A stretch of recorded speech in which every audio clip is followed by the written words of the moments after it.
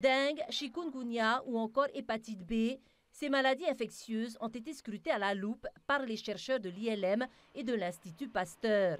Objectif, dresser un état des lieux de la santé des Polynésiens en tenant compte des réalités de vie d'un archipel à l'autre et donc une exposition aux maladies différentes, des résultats présentés aux instances du pays et de l'État et qui révèlent des disparités dans la prise en charge des populations. Le virus de l'hépatite B, c'est malheureusement un facteur de risque important du cancer du foie.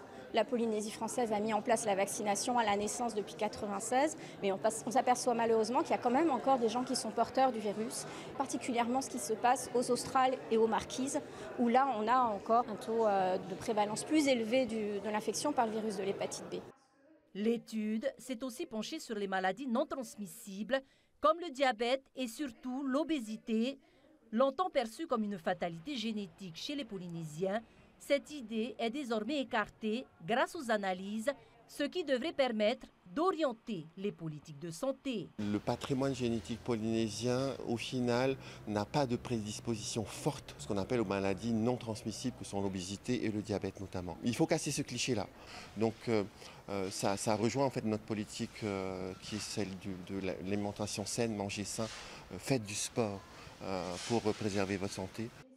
Mataea ouvre aussi de nouvelles pistes de recherche sur le lien entre génétique et maladies infectieuses, notamment concernant le Zika, qui a touché la Polynésie entre 2013 et 2014.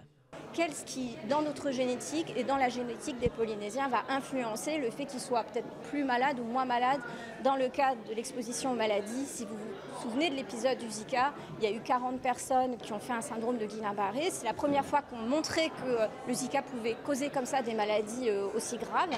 Et ça fait partie des questions qu'on se pose aussi dans le cadre de la nouvelle étude.